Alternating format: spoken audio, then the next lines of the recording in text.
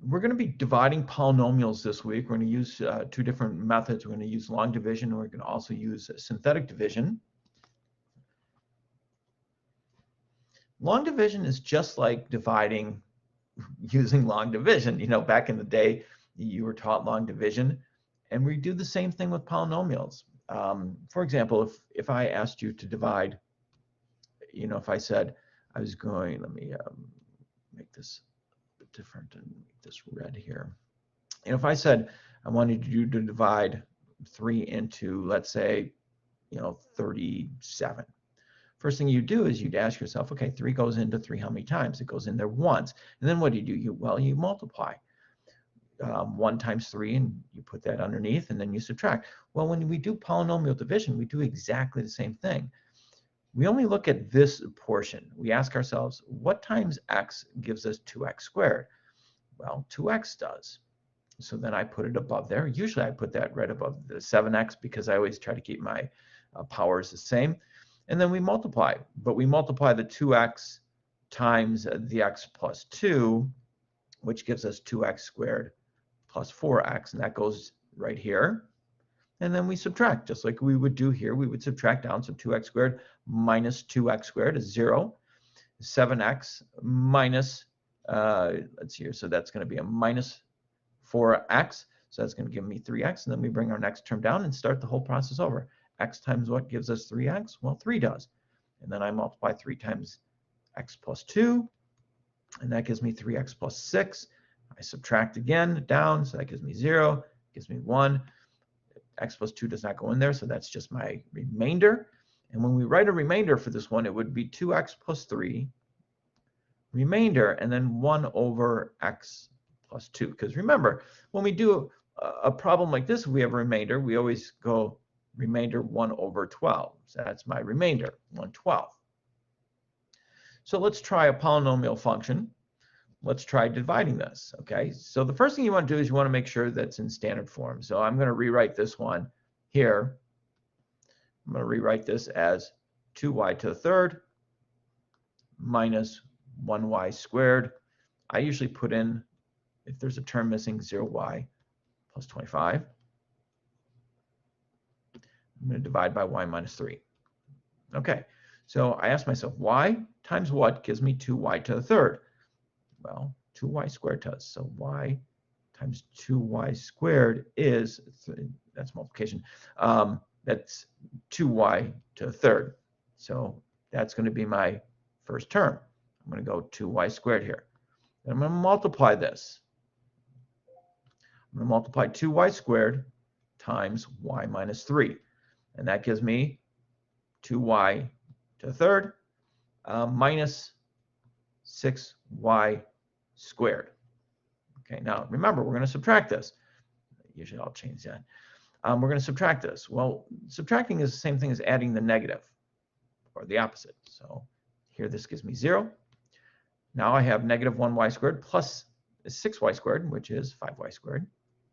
And then I start the whole process over. Y times what gives me 5y squared? Well, 5y does. If I multiply that, 5y times y minus 3 gives me 5y squared minus, I should have brought the 0y down, minus 15y. Again, I'm going to change these. Remember, I can add the opposite, so I do that instead. So that's going to give me 15y. I start the process over. Y times what gives me 15y? Well, 15 does. If I multiply that, it gives me 15, and then I add a 25. I should have brought that down. So that gives me 15y minus 35, or 45 is that? Minus 45. And then I can find my remainder. But that is long division. It's not one of my favorite things to do, but it does work. Okay, now, let's see if I can, I don't think I can erase this real easily. Okay. So here's another problem to use, long division. And I'm going to talk about something else. Why do we use long division or synthetic division? It's another way to factor. Some students aren't very good at factoring, so this is another way to do it. So if I was going to do this problem, x squared plus 5x minus 28. I'm going to divide that by x minus 3. Well, x times what gives me x squared? Well, x does. So if I multiply this, I get x squared minus 3x. Remember, I'm going to add the opposite. So that's going to be negative, positive. So that gives me 8x here. Bring down the minus 28. X times 8, it gives me 8x. So I'm going to put an 8 here. And then I'm going to multiply down. So that gives me 8x minus 24. I'm going to add the opposite here. So that's going to be negative 4 for my remainder. And usually we'll write it this way. Remainder negative 4x minus 3. Okay, so that's long division. Now, whenever we have a remainder, that means this is not a factor of this problem. And what do I mean by a factor? Well, remember if we can factor problems down, and let's do one that does factor down. Let's go x squared plus 7x plus 12. I know this thing factors down. I know one of the, it factors down to x plus 3x plus 4. Oops. So my solutions are negative 3 and negative 4. But what happens if I told you that x plus 3 was a, that I wanted you to take this and I wanted you to divide it by x plus 3, okay? Well, we would do the same thing. We would line this up. We would do our long division. And we divide by x plus 3. So what times x gives us x squared? Well, 1x does. So if I multiply down, I get x squared plus 3x. I'm going to add the opposite. So that gives me 4x here. Bring down the 12.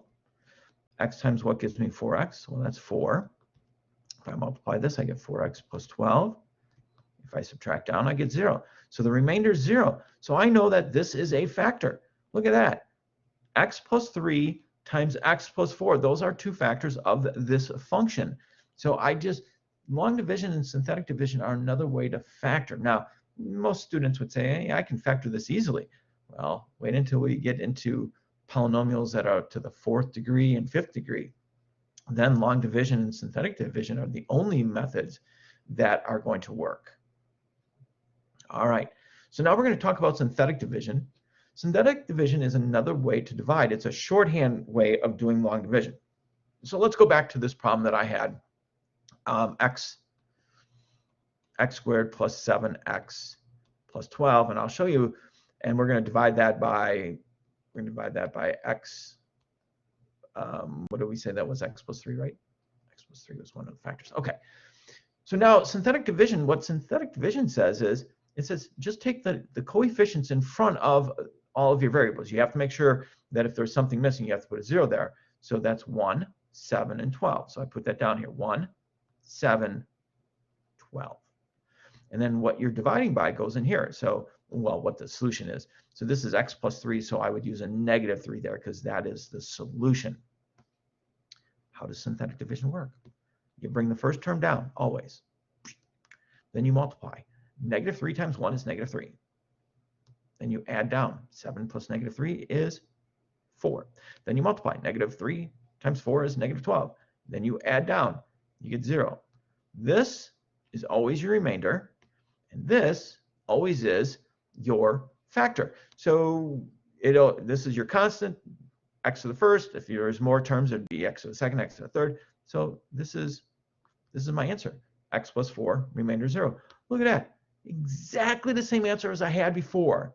But with using synthetic division, oh man, it's so much easier. Long division, we always show long division so kids know how to do it. But once you get synthetic division, it makes the problem so much easier. So here are some notes that you really should take. This is just an example of synthetic division. Okay, it's good to have a good set of notes in there. Now let's do another example. So in this problem here, now I know a lot of students would get this problem wrong. Why do I know that? Because I know that students aren't going to put in, there's a term missing here, x to the second. So when you use synthetic division, you have to put all the terms in there. So I would go, so I'm going to just rewrite this as 3x to the fourth minus 1x to the third plus 0x squared plus 5x minus 1 divided by x plus 2. Okay, so now I'm going to use synthetic division.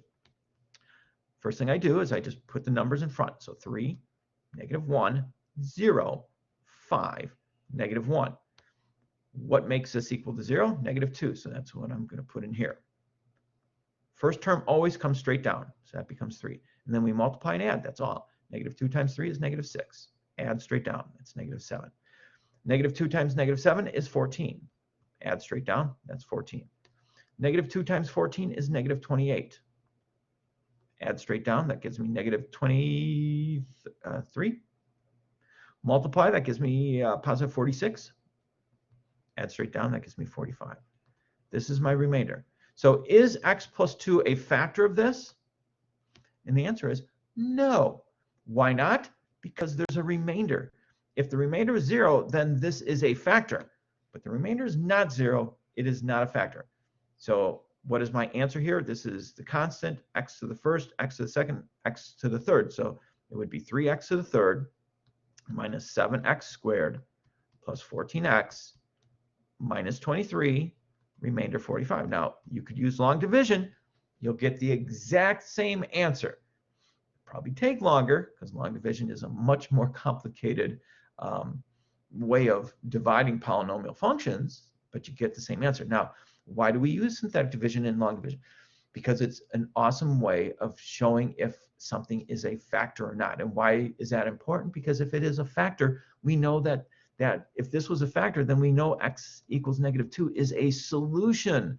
That's why we do this, is we're trying to learn a method to factor polynomials that are more than an x squared, and this is the way we do it.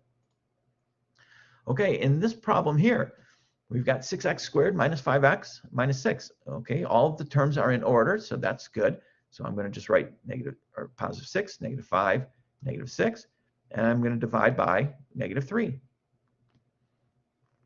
Bring my first term down, 6. Negative 3 times 6 is negative 18.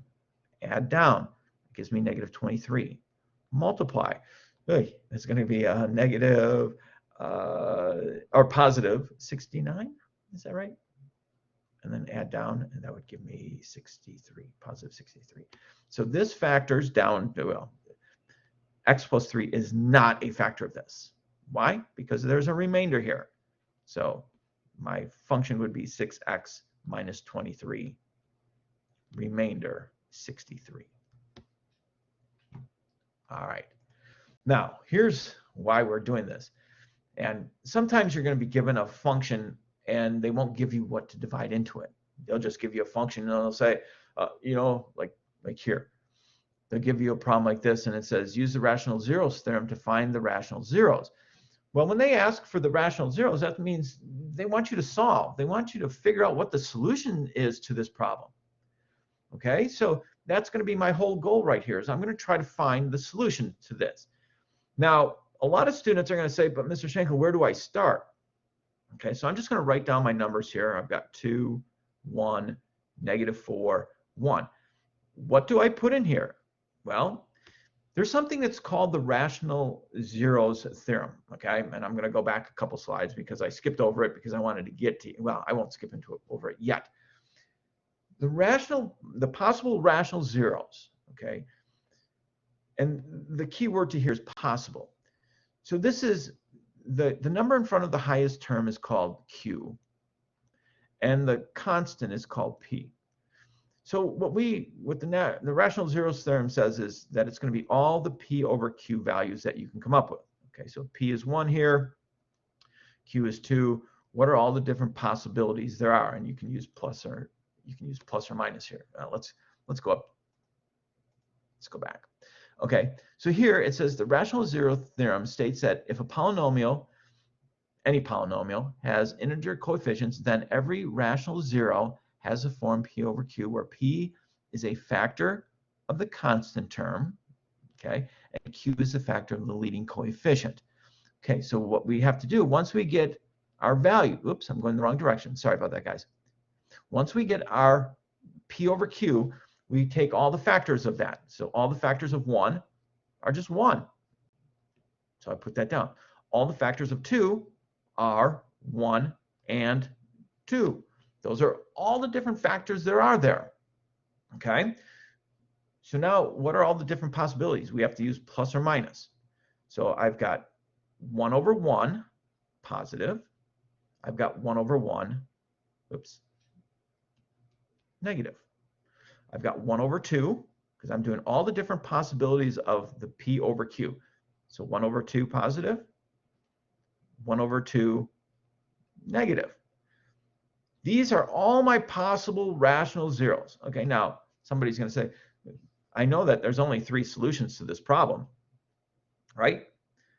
But if there's any rational zeros to this problem, it will either be positive 1, negative 1, positive 1/2, negative 1/2. Those are the only possibilities for rationals. Now, obviously, you could have imaginary solutions also. So let's try. So that's step 1. You want to find your possible rational roots. That's what goes in this box. So I'm going to use 1. I'm going to see if that gives me a 0 here. So I bring the 2 down. 1 times 2 is 2. 1 plus 2 is 3. That's 3. Negative 1 plus 3 is negative 1.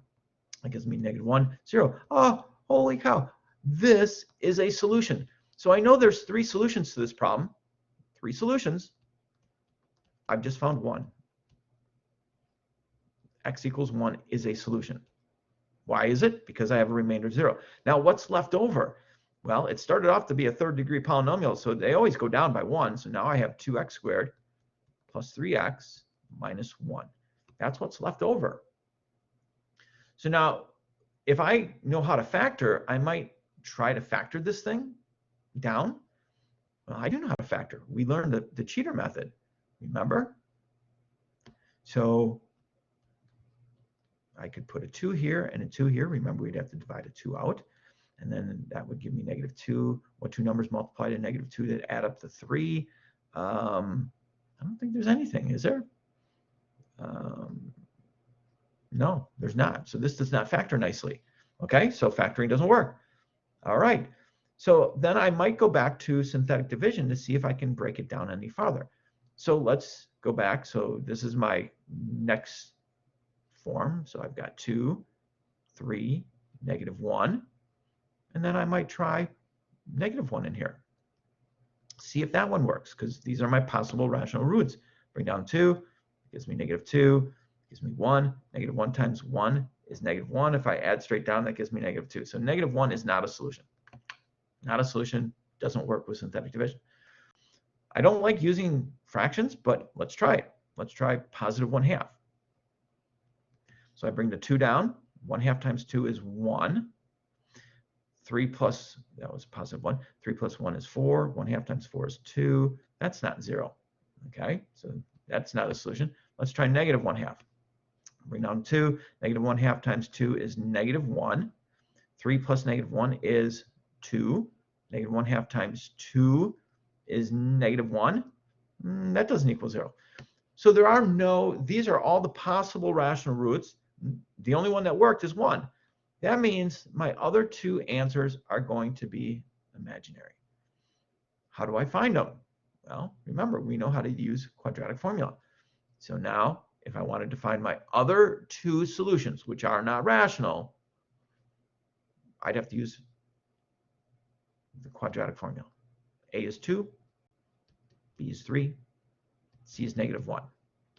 So that would give me negative 3 plus or minus the square root of 3 squared minus 4 times A times C. That's 2 times negative 1. So that's 8. Negative 8, 9 minus negative 8, which is square root of 17. So negative 3 plus or minus the square root of 17 over 4. Those are my other 2 solutions. So using the rational roots theorem helped me find what numbers I should plug in, but then, you know, I still have to use the skills that we've learned previous in class to find all of my solutions. All right. Hopefully you guys come to the main lesson on Monday. and we'll go through more of these types of problems. Bye.